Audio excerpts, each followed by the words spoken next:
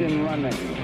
Liftoff. We have a liftoff. Good evening. It is 9 after the hour. I am Eric Erickson. This is Atlanta's Evening News on WSB. The phone number 404-872-0750, 1-800-WSB-TALK. The Iran deal is no more. Let me just lay out to you what the Iran deal was, why I think it was a bad idea, and why I think the president did a good thing in getting rid of it. The Iran deal was passed, or well, I shouldn't say passed, it was authorized by Barack Obama. He did not, and this is an important point that people are ignoring this afternoon. Barack Obama did not get congressional approval for the Iran deal. He did not go through the Senate for confirmation as a treaty. As a result, he did it as an executive document that his successor in office, Donald Trump, could walk away from without congressional approval.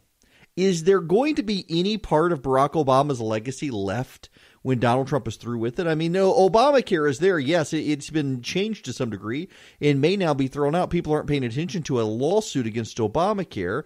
You know, John Roberts on the Supreme Court said it was constitutional because it was a tax due to the individual mandate. Congress has now gotten rid of the individual mandate. So many of the same states that sued originally have gone back to court and said, hey, they've gotten rid of the individual mandate now. That was the whole reason it was found constitutional. So isn't it unconstitutional now? And they've got a favorable judge in Texas looking at this. People aren't paying attention to that. But will there be any part of his legacy that stands the test of time? The Iran deal is no more. Now, what the Iran deal did was it allowed the repatriation of money into Iran by foreign governments, the end of U.S. sanctions on Iran, and Iran's agreement to suspend development of a nuclear weapons program and allow inspectors into the country. That sounds like a good deal, except for the loopholes. For example, Iran did not have to use its repatriated cash or the money from oil sales to improve its economy or infrastructure. They could use it for whatever they wanted. Second, Iran did not have to agree to suspend its ballistic missile production. Iran is continuing the development of ballistic missiles. Their range is now fairly intercontinental. They can't yet make it to the United States, but they can hit targets in southern Europe now and Africa with their intercontinental or with their ballistic missile program that they didn't have to give up. Third, Iran could continue its uranium enrichment subject to inspections to ensure they weren't making nuclear weapons. But then fourth, this is important here, Iran had to be given notice of inspections. Now, if this sounds very familiar to you, this is largely the scheme Bill Clinton came up with for North Korea, which under its program was still able to develop nuclear weapons. I mean, the nuclear weapons program was certainly slowed down in North Korea, but they continued, and they were able to hide the program. We know from Israel that Iran has had an ongoing nuclear weapons production program since the late 90s. And they've done a very good job of covering it up. And now the deal is no more, and sanctions have come back. And there's a key point you need to pay attention to on this. You know, I said that Iran was able to develop its nuclear weapons program, and now we're getting rid of this deal. Well, Iran had to cease development of its nuclear weapons program with the increased sanctions put on it by the Bush administration. They didn't have the money to develop their nuclear weapons program anymore. They wound it down. That's also what the Israeli documents show. And remember, one of the conditions on the deal was that no one could direct Iran on how to spend its repatriated cash under the Obama deal. So Iran has been able to repurpose that money. Money, again, is fungible, but yet Iran, and not being very smart, poured all that money into war. They didn't pour it into the economy. Did you know, by the way, there are riots going on and a strike in Iran right now? Did you have any idea, because it's not being reported in the media, there is a water crisis in Iran. There is a sugar shortage in Iran. A sugar shortage is actually what brought down one of the oldest Persian dynasties. Reza Pahlavi's father or grandfather, I guess, was able to overthrow one of the last major Persian dynasties due to a sugar shortage in the late 1800s. And there is a sugar shortage underway right now in Iran. Say that fast multiple times. Sugar shortage. And so we've got to be able to cripple the Iranian economy. Now, here's one of the things that we know about the Iranian deal that again, isn't getting a lot of media coverage. Most of the media coverage has been critical of President Trump, not really because he's getting out of the Iran deal, but because Barack Obama's legacy is being undone. And most of the major pro-Iran deal pundits out there are much more interested in Barack Obama's legacy than they are whether or not the deal was good. In fact, a number of Democrats, remember, Barack Obama could not get Democrats in Congress to support his deal.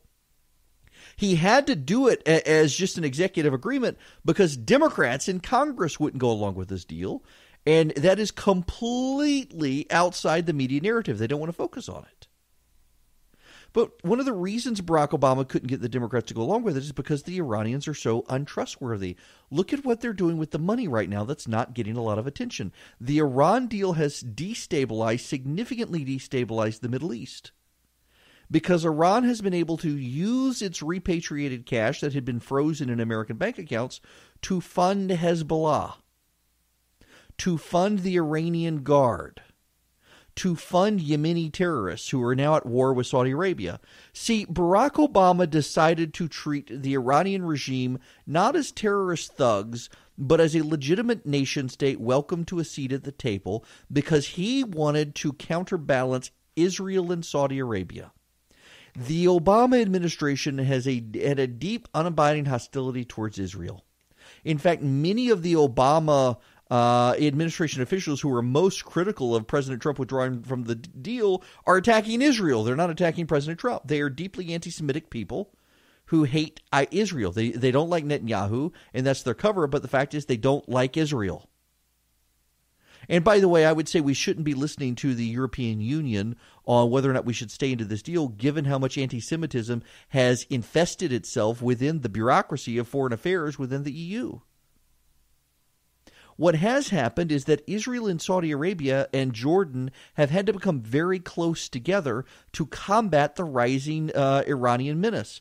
By Barack Obama flooding Iran with cash that it has used for weapons of war, not to improve its economy, it's a growing regional superpower. And Israel, Saudi Arabia, the United Arab Emirates, Jordan, they've all had to get together to oppose Iran in ways they never had to in the past. And in fact, what we're seeing is a nuclear proliferation crisis as the UAE and Saudi Arabia and other Arab states decide they're probably going to need nukes to combat Iran. The Iranian deal destabilized the Middle East. The situation in Yemen is part of that. The situation in Syria is part of that. Remember, Barack Obama telegraphed with national media Israel's pending attacks on Iranian positions in Syria. Don't forget that. The media doesn't like to report it. But when Barack Obama was negotiating this deal and Israel was trying to strike Iranian Republican Guard targets in Syria, the administration leaked it to the press to show Iran that they were in good faith negotiating. Now, the reason Syria has remained as it has remained is because Barack Obama's deal with Iran tied our hands in what we can do against Iran, and that includes Iranian positions in Syria, where they've been able to reinforce them with the cash we gave them. It's completely destabilizing. These people who are defending the Iranian deal are saying, look, Europe supports this deal. What they are hoping you will ignore is that there is not a single nation in the Middle East that supports the Iran deal. Jordan, Bahrain, the United Arab Emirates, Saudi Arabia, Iraq, Jordan, Egypt, Israel, all of them are opposed to the Iran deal, and they're all breathing a sigh of relief that the balance of power is being restored now in the Middle East today. Let me have a brief timeout for this week's sponsor, and that would be Quip, which is a fantastic toothbrush. I love my Quip toothbrush. I have been using it for a while. The truth is, most of us are probably brushing our teeth wrong anyway, not long enough. We forget to change our brush. I know for the longest time I went without changing my brush, and I didn't realize it actually sharpens. When you brush your teeth, it actually sharpens the bristles, and in the process of sharpening the bristles, you can do gum damage. You can wear off the enamel in your teeth, so you want to actually change your brush heads, and Quip does that. It's an electric toothbrush that's a fraction of the cost of the bulkier brushes. You can barely fit in the back of your mouth, and it packs just the right amount of vibration to help clean your teeth. It's got a built-in timer that helps you clean for the dentist recommended 2 minutes while guiding pulses that remind you when to switch sides. I really like it, and it has a great subscription plan. They deliver new brush heads on a dentist recommended schedule every 3 months for just $5, including free shipping worldwide. I actually just got new brush heads last week, I think, for my toothbrush. So Quip starts at just $25, and if you go to getquip.com/Eric, E-R-I-C-K, right now, you'll get your first refill pack free with a Quip electric toothbrush. So you get your first refill pack free by going to getquip.com/Eric. That's G-E-T-Q-I, am I doing this right? G-E-T-Q-U-I-P. Let's try that again, shall we? getquip.com/Eric. getquip.com/ERICK. That's getquip.com. Folks, listen, I have been using this toothbrush now for a while. I did just get my brush heads. It is great. And really the coolest thing, they don't really sell this themselves. And I'm telling you, you don't have to travel with a recharger. Every electric toothbrush I've ever had, you had to travel with the recharger, or it was really bulky because of the batteries. This one, they have streamlined it. It's one AAA battery. It has lasted me 3 months and still has charge in it. But yet when they sent me the new brush head, they sent a new battery with it too. So a great product. Highly recommend it. Getquip.com/Eric.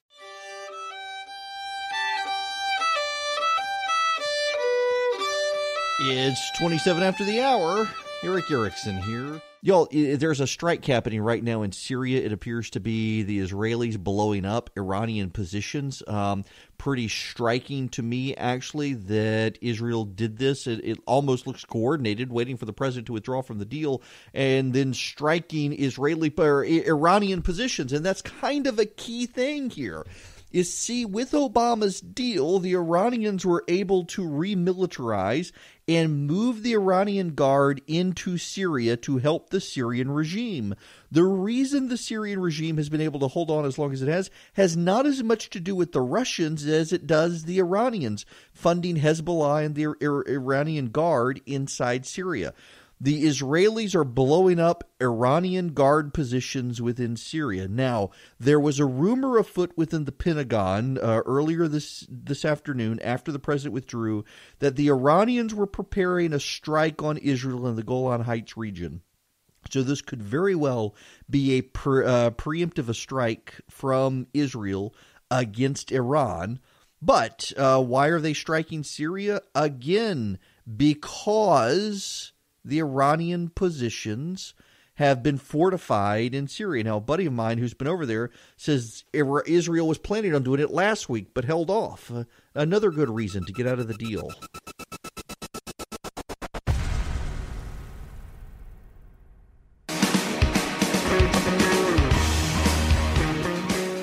It is 5:39. I'm Eric Erickson. We are out of the Iran deal. The Middle East a little bit safer today as a result. Although, what's going to happen now is there have been so many vested interests in keeping these guys, keeping the deal and keeping the Obama guys who have been touting the deal is making them appear to be honest brokers. And they're not. They're all about defending the Obama legacy, and they don't care about the facts on the ground. So what's going to happen is if there's violence in the Middle East, there was violence in the Middle East yesterday. There's a war going on in Syria. There's a war going on in Yemen. Tomorrow, any violence is going to be Donald Trump's fault. They're going to blame him immediately. They're going to say it has everything to do with the Iran deal, and it's simply not true. But that's what the media is going to do. It is yet again an example of media bias. Democratic opposition groups have worked to get supposed experts on TV repeatedly to talk up the Iran deal. You've got John Kerry going around the world trying to undermine the president on the Iran deal. Listen to John Kerry. Our friends are safer if we stay in this agreement. We made an agreement. Iran is living by the agreement. Yes, we have concerns on the missiles, on Yemen, other things, but we should be working on those. The Obama administration made a clear decision that working on those other issues and making progress on them is easier with an Iran that doesn't have a nuclear weapon than an Iran which is moving towards one. Except we have no way of knowing right now whether or not Iran is or isn't moving towards a nuclear weapon at this very moment. Why? Because the Iran deal weapons inspectors had to announce to Iran where they wanted to go and give Iran time to clear the place out before they could get there. I mean, here's the president making his announcement earlier today. Well, maybe, perhaps, hang on a second. We're having suddenly technical difficulties here. Let's see if I can get the president on this issue. And he doesn't want to seem to come across now. I have no idea what's going on with the audio on the president. Nonetheless, the president earlier making the point that all of these safeguards in the Iran deal, they're not actually real safeguards. All of the safeguards from the president on the Iran deal, they're empty promises from Iran. They're unenforceable promises. Absolutely unenforceable. There's no way to know. They've kept everything quiet. We can't operate with Iran on bad faith. Even the Obama people are willing to call them liars. And that's really, I think, one of the most damning things to come out of all of this is even the Obama administration people who support the Iran deal are willing to say that the Iranian regime are a bunch of liars. If they're a bunch of liars, how can we know that they're telling the truth on the deal? Because of inspections? When we have to tell them in advance where the inspectors are going and give them a few days before the inspectors come in? I mean, that is really how North Korea got nuclear weapons, folks. It's a bad deal. We needed to be rid of it. And that's a good thing. Now, if I can get some audio here, I want to move on to Eric Schneiderman, the Attorney General of New York, who has resigned after a Ronan Farrow expose in the New Yorker about him. Here's Ronan Farrow. In case a woman was bleeding from the ear in a persistent way afterwards. But the point I want to make is that in those conversations after the fact, a lot of their friends and loved ones said, don't do it, don't speak out against him. And in some cases that was because they feared the risk of reprisals. You know, they described him threatening people, using his office and his power to say, you know, he could wiretap people or he could come after people. But also in some cases, Allison, those friends warned them off of talking because they thought that he had the power to do too much good for the Democratic Party. I mean, that's a story in itself of the sacrifices that people think they make for the cause, the personal sacrifices. Yes. See, this is the most bizarre, crazy thing in the situation. So Eric Schneiderman was apparently beating women, according to the accusations. He denies them, but he resigned, treating them abusively. And some of these women were told, don't come forward because he does so much good. He's fighting the president. We hear this with people in power over and over, and it's one way they get away with things. It's how Bill Clinton got away with so much. Remember the women who came forward in the 90s and said they didn't care what he was doing with an intern in the Oval Office. They didn't care if he was abusing his power with a girl, with a teenager, with a young adult, because he was doing good for the cause. That's when you get real intellectual problems. It's one of my concerns about the Republican Party today, turning a blind eye to things they wouldn't have turned a blind eye towards Clinton and Obama, is when it becomes so much about the cause, you risk damaging real people who are victims. You risk damaging your intellectual moral foundations for your arguments. I mean, this guy, Schneiderman, I realize you don't know him, but he made a big deal about fighting the president. He made a big deal about suing the president over every policy. In fact, I guarantee you, if he hadn't resigned yesterday, Eric Schneiderman would be in court today trying to find a liberal judge to halt the president's withdrawal from the Iran deal, claiming it was bad for New York. And the left loved it. Here's an honest moment for you. Just a candid, I guess I should say candid moment. Both sides have monsters. They do. All political parties do. All major groups do. Hollywood does. Sports teams, they do. Celebrities, singers, musicians, they harbor monsters. Bad men, and it is mostly men, but it's not all men, who do terrible things to people, who treat people awfully, but have a public persona as being some sort of great person.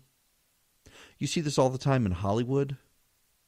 You see this in politics. Look at Eric Greitens, the governor of Missouri, who is a terrible person, who is going to be impeached for multiple crimes, who denies those crimes. And you know what you see when you see these people harboring monsters? You see the enablers. The people who are willing to come up with an intellectual excuse to try to hide the fact, to cover for the fact, or to blind themselves to the fact that they're covering for a monster. Everybody has this. I'm glad it's happened to a Democrat this time, because the media has done a really good job in the last several years now of making everything out to be Republican abusers, Republican accusers, Republican monsters. And the fact is, it happens everywhere. No side is immune to it. And it's people in powerful positions who have a bunch of enablers who believe that they will harm the cause if the monster is forced to go away. We need more people repelling monsters. It is 55 after the hour. Eric Erickson here. We'll get into state and local politics when we come back. Big news on the governor's races, some new ads out as well. And I'll give you I know a lot of you are questioning, where to go and who to support, and I'll just kind of tell you my thinking, which is as undecided as many of you, but at least might help you shape your thinking a little more. Y'all, the Attorney General thing in New York, I wish Eric Greitens, the Missouri governor, would go on and resign. He's going to be impeached. Josh Hawley, who is running for the Senate out there, really a good conservative guy. He was the guy who took the Hobby Lobby case to the Supreme Court and defended them against the Obama administration's abortion mandate. He is now the Attorney General of Missouri. He's running for the Senate. Got a very good chance of beating Claire McCaskill, and he is calling for Greitens to resign, as he should. Greitens just proving himself to be just a terrible person. And, he ran contemptuously when he was running for governor. Dana Lash is a friend of mine, and she was calling him out for not being what he claimed to be in that governor's race, and just had all sorts of people on the internet come after her, just abusively, awful things against her for pointing out he wasn't the man he claimed to be. And, well, now she's been proven right on this issue. And it looks like he's going to be impeached. Ugh, at least we have good people running for governor here.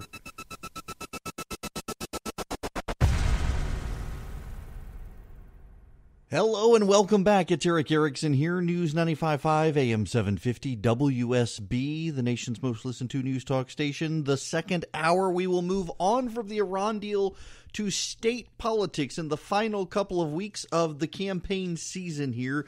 We've now got the gubernatorial primary heating up. Lots of endorsements, lots of news, lots of opposition, lots of hits, you name it, and some good ads coming out, including a great one from Clay Tippins that I wish he had been pushing for longer. But let's get to the big news. That is Ted Cruz, the senator from Texas, has decided to weigh in on the Georgia governor's race. Kind of a timely endorsement. Georgia Kerry has come out and said absolutely not on Hunter Hill. They made more of a deal on don't support Hunter Hill than on supporting Brian Kemp. I listen, I'm a member of Georgia Kerry. At least I was. I may need to up my membership. There are two gun groups in Georgia. They're the sane one. I think very highly of them. I disagree with them on the Hunter Hill stuff. I think that Hunter Hill was playing cards he had to play to keep a swing seat in the state of Georgia that Hillary Clinton won, but he was able to hold it. And that he is more himself actually a Second Amendment supporter than Georgia Kerry would have you believe. And I get their opposition to him. Hunter Hill never picked up the ball, never fought on their issues in the state Senate. He voted them. He voted for all the gun expansion, campus carry and whatnot. He supported all those, but he didn't fight for them. And I get his position, being in the swingiest of all swing districts in the state. There were some issues that would incite Democrats against him. And if he had been the guy carrying the water on those issues, then he probably would have gotten blown up. So I get Georgia Kerry's opposition. I disagree with them, though, on this. Nonetheless, they are supporting Brian Kemp, who is a strong Second Amendment advocate. You've seen his ad. I think that ad probably can get him into the runoff with Casey Cagle. No question at all on Brian Kemp supporting the Second Amendment. But Ted Cruz has come out today and endorsed Hunter Hill, saying in a statement that Hunter is the conservative that we can support in Georgia, and he is, in fairness, the guy that conservatives in the state House and state Senate have rallied to. Here's the Cruz quote: "Successful self-government requires active participation from each one of us. That is true not only for those who run for office, but of each of us who casts a vote. I'm asking voters to carefully consider the choices before them this election cycle and to stand with those who have proven themselves to be conservatives of conviction. In the race for governor in Georgia, I'm proud to endorse Hunter Hill, and I urge the voters of Georgia to join me by supporting him." So George Kerry out for Brian Kemp. Ted Cruz out for Hunter Hill. They're neck and neck in the runoff. For second place against Casey Cagle, who's in first place. We'll see whether or not either of these endorsements help or hurt. I'm interested to see where things go in the runoff, and we're going to have a real fight in the runoff. I think, particularly if it's Casey and Brian, I think because they're statewide office holders and they have the most exposed records, I suspect we're going to have a nastier race if it's those two than if it's someone else in there. But nonetheless, it'll be a slugfest one way or the other. Now, we got other Georgia political news, including some ads I want you to listen to, and Stacey Evans coming out for a big controversial issue, trying to separate herself from Stacey Abrams. Now, I don't feel like I need to play David Schaefer's ad for you because it runs enough here on WSB. It's a great ad. I've had friends of mine who listen to the show out of state have wound up, they've heard David Schaefer's ad on adoption, and I know at least one of them has donated his campaign. Really felt compelled. It was a very positive message about David Schaefer being adopted, his support for adopted families, his support for the adoption reform in Georgia, his support for people of faith. Good guy. I'm supporting him. But I keep hearing from people who are supporting Jeff Duncan, who I don't know, but he seems like a great guy the more I look into him. Solidly conservative guy, former baseball player. He's got a new ad out. He is in his baseball uniform pitching from the mound and ties that in. That is part of his narrative, so he might as well run with it. When they hand you the ball, there's only one thing to do. Go hard. Everything you've got. I'm Jeff Duncan. I spent 6 seasons grinding it out in the minor leagues. Then went into business and started 2 great companies. Now I'm ready to play hardball as lieutenant governor. Ethics reform to clean up the state capitol, school choice, and smarter planning on transportation. I work hard and never apologize for being too conservative.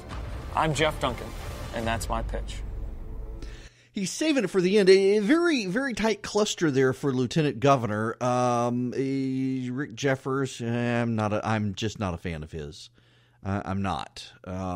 David Schaefer, Jeff Duncan, who's getting a lot of favorable buzz here at the end from people. A lot of conservatives for Duncan. Conservatives kind of split really between Schaefer and Duncan. David Schaefer's been the guy who has been in every conservative fight. Gosh, going back to my college Republican days, he was the executive director of the Republican Party. And he's been a reliable vote for conservatives, and Jeff Duncan has too. And Duncan, I think, has expressed some qualms with the way the Senate has operated and basically is saying, I either want to be lieutenant governor and fix the ethical issues that I see on a daily basis in the Senate, or I'm just going to go home. And so he's running, making a clean up the Senate pitch, which is an interesting way to go about it. But then there is also one more ad I got to play. You've just got to bear with me on this one because I like this ad. and wish this ad had been run much longer than it is. Clay Tippins has essentially his closing argument for the race. His ad has a title called It Matters. Starts off with a picture of a seal. I always wanted to be a Navy SEAL. It matters. Yeah, I bet you thought I was thinking zoo animal. No, this is a image of a seal coming up out of water in the fog. And I took that same unconventional problem solving and whatever it takes attitude and built businesses around the world. Now it's time we bring that same skill set to Georgia's self-serving politicians to clean up corruption, transform and shrink government, cut taxes, crush sex trafficking, and get our kids reading. I can do that. Stand with me. It matters. That's a really good ad. And I wish he had done more of that. I told him when the Cagle ad, the hitting Casey Cagle and Hunter Hill ad came out, that just a gut level response as a former political consultant, I think he needed to spend more time defining himself rather than attacking the other guys. And I think it was a strategic mistake that the polling suggests is going to cost him. He's got a compelling biography. He's got a compelling life story. He's got compelling ideas to fix the state. And I think he needed to stand on that instead of going after the other guys, trying to drag them down. Because when you run a negative ad, your negative rating goes up as well. Everyone gets hurt. The goal is to make it so pointed that the other guy's negative rating goes up higher than yours. And I wish he had done more of this. This is a really, really good ad. Unconventional problem solving, whatever it takes attitude. It built businesses, wants to crush sex trafficking in the state. More of this. And I think had this message been amplified further, longer, would have done him better. But I wanted to be sure to play that one because I definitely think that's a sharp ad. Well done here at the end. Let me have a brief timeout for this week's sponsor, and that would be Quip, which is a fantastic toothbrush. I love my Quip toothbrush. I've been using it for a while. The truth is most of us are probably brushing our teeth wrong anyway, not long enough. We forget to change our brush. I know for the longest time I went without changing my brush, and I didn't realize it actually sharpens. When you brush your teeth, it actually sharpens the bristles, and in the process of sharpening the bristles, you can do gum damage. You can wear off the enamel on your teeth, so you want to actually change your brush heads, and Quip does that. It's an electric toothbrush that's a fraction of the cost of the bulkier brushes. You can barely fit in the back of your mouth, and it packs just the right amount of vibration to help clean your teeth. It's got a built-in timer that helps you clean for the dentist-recommended 2 minutes while guiding pulses that remind you when to switch sides. I really like it, and it has a great subscription plan. They deliver new brush heads on a dentist-recommended schedule every 3 months for just $5, including free shipping worldwide. I actually just got new brush heads last week, I think, for my toothbrush. So Quip starts at just $25, and if you go to getquip.com/Eric, E-R-I-C-K, right now, you'll get your first refill pack free with a Quip electric toothbrush. So you get your first refill pack free by going to getquip.com/Eric. That's G-E-T-Q-I, am I doing this right? G-E-T-Q-U-I-P. Let's try that again, shall we? Getquip.com/Eric. getquip.com/ERICK. That's getquip.com. Folks, listen, I have been using this toothbrush now for a while. I did just get my brush heads. It is great. And really the coolest thing, they don't really sell this themselves. And I'm telling you, you don't have to travel with a recharger. Every electric toothbrush I've ever had, you had to travel with the recharger, or it was really bulky because of the batteries. This one, they have streamlined it. It's one AAA battery. It has lasted me 3 months and still has charge in it. But yet when they sent me the new brush head, they sent a new battery with it too. So a great product. Highly recommend it. Getquip.com/Eric. Stacey Evans is trying to segment herself better against Stacey Abrams. She has come out, Evans has, in favor of casino gambling in Georgia to fund the Hope Scholarship. Y'all, I mean, I don't want to beat a dead horse here, but I am on record opposing casino gambling in Georgia and do think it is very interesting to note, and maybe she hasn't actually studied it, but in Baltimore, in Illinois, in New Orleans, in, I want to say, part of Massachusetts, in New York, where casino gambling was legalized to help subsidize education scholarships in the state. It hasn't actually worked. Illinois, one of the best examples of this, they allowed casino gambling in the state to fund their equivalent of the Hope Scholarship and never got the revenue needed. I agree with, this is one of the, probably the only thing I agree with Kasim Reed on, is that people support casinos when all else has failed. And we are not a failed city in Atlanta. We are not a failed state in Georgia. So why bring in casinos? As to quote Kasim Reed, who was quoting someone else, I do believe, maybe it was Zell Miller, Las Vegas is in the desert for a reason, and probably should stay that way. I just think this is I think this is a bad idea from Stacey Evans. All the Republican candidates have come out opposed to it. Stacey Abrams doesn't seem to be a fan of it either. This is a way for Evans to distinguish herself, and she does have to distinguish herself. That's fair. She's got to distinguish herself in a race where Evans is ahead and has a massive amount of support nationwide, even though Evans probably has more political grassroots support in Georgia. She is behind Stacey Abrams, and casino gambling might be a way to galvanize some people for her, but I think public policy-wise, it's a bad idea. And I mean, just to review very quickly for you why I oppose it, I'm not opposed to gambling. I'm totally okay. If you want to go to Vegas, I'll go with you. If you buy my ticket, we can go have fun in Vegas. But gambling tends to, in other places, see increases in drugs, increases in bankruptcies, increases in small business closures, increases in foreclosures, increases in spousal abuse, increases in prostitution, increases in drug trafficking, increases in all sorts of bad things.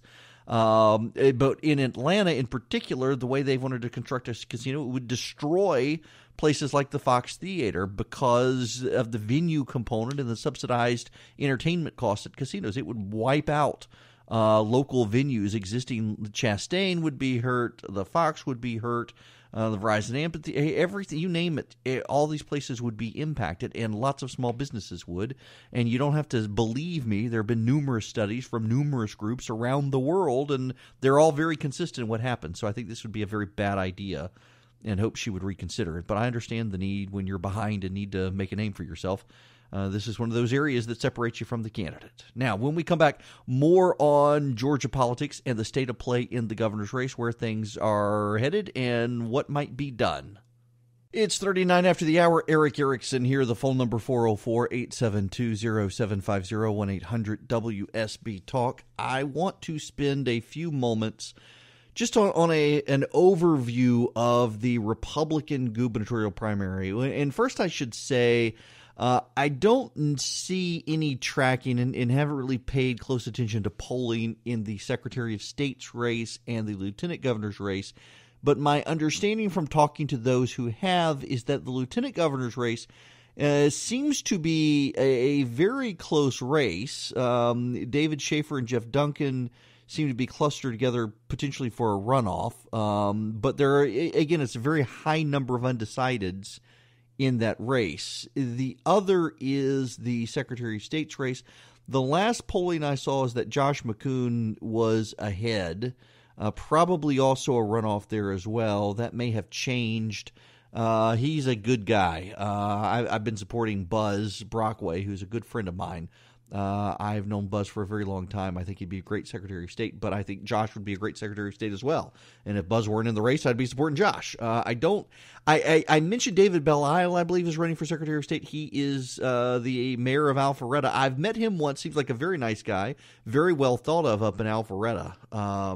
I don't know. This is one of those seats. I don't know that we can go wrong with the candidate for Secretary of State. And I know some of you are hoping that I would endorse or help you make up your mind. I'm having a hard time. I get your concern and why so many of you are undecided. And I'm for Lieutenant Governor David Schaefer. I've known him forever. I'm happy to support him.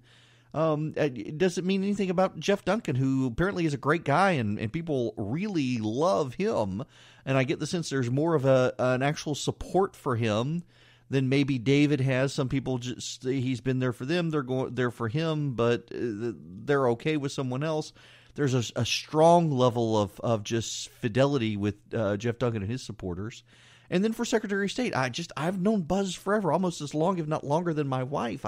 He's a good guy. He'd be a great Secretary of State. But David Belle-Isle, Josh McCoon, I can't talk bad about them. They're good people.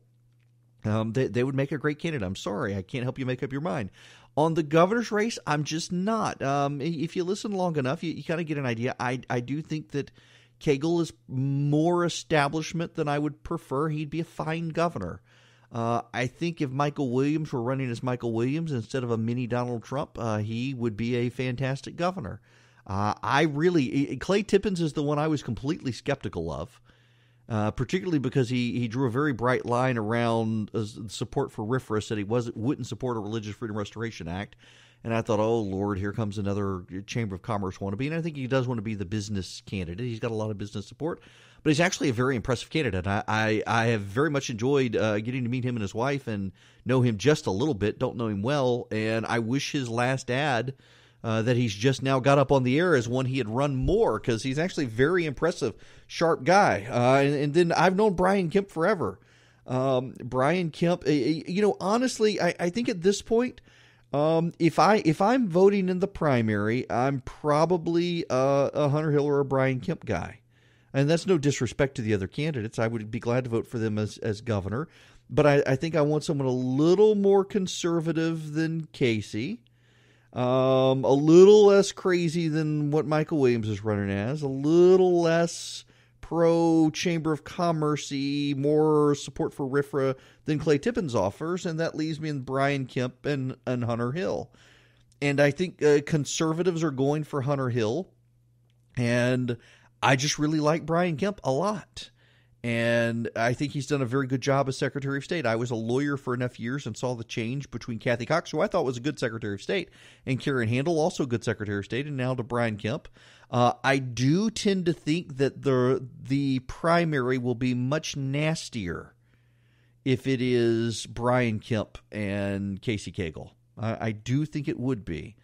I think Hunter Hill would force it to be more about ideas because there's less dirt on him to be dug up than another statewide office holder like Brian. But I'm having a hard time on this one because I simply like all of the candidates, and I just know that I probably want someone a little more conservative, grassrootsy than Casey. No disrespect intended to him. I'll support him if he's the nominee, and he probably is going to be the nominee. Let's just be honest. Casey Cagle's probably going to be the nominee. But I'd support any of them. I just think where my thinking is, just trying to be honest with you. I know many of y'all are in the same boat. Hunter and Brian are where I'm toying, and I wonder the Georgia Kerry issue, the Second Amendment issue, may hurt Hunter Hill with people who the Second Amendment's their big issue. I don't think it's an issue. I think he's totally committed to that issue. Maybe Ted Cruz will persuade people. That's kind of where I am, and I'm still undecided there. But gosh, I like them all. I like Casey Cagle. We've had issues in the past, but he has struck me on the campaign trail as thoroughly competent and would make a very good governor. So I don't mean disrespect to these people. I'm just trying to be candid with you where my thinking is, and don't really want to make an endorsement in this race because they'd all be good. Okay, look, buddy of mine texted me while we were in traffic saying, just make up your lickety-blank mind so that I know who to vote for. I'm not going to tell you guys who to vote for. We are very blessed with great Republican candidates. Cagle, Tippins, Williams, Hill, Kemp, they would all make good governors. They're totally competent. They're not nearly the crazy nut jobs that the Democrats would have you believe they are. The lieutenant governor candidates would be good. We got good people running, and we should be thankful for that. And I'm not going to tell you who to vote. I'm not going to endorse any of the gubernatorial candidates either. They'd all be good. So now, with that, make up your mind. I was thinking about this in the break regarding who to support. I want to support a Republican. And, Governor Deal has actually been a competent governor, very level-headed. But I'm kind of excited that whoever we pick as governor will be a lifelong Republican, and I think that matters in terms of worldview. And honestly, I want someone who's more skeptical of the Chamber of Commerce because I think we've got this crony capitalism sinking into the Georgia GOP and its thinking on picking winners and losers, whether it's the deals to attract Amazon or whatnot. I think that the Chamber of Commerce is not the force for good in Georgia that a lot of people think it is. I think it's a corrupting influence on the GOP, and its mentality and the things it pursues. And so I want a candidate who stands up to them. And I think we have a couple of them who are doing that. Now, that being said, I have done terrible clock management tonight, so I will see you guys tomorrow. Have a good night.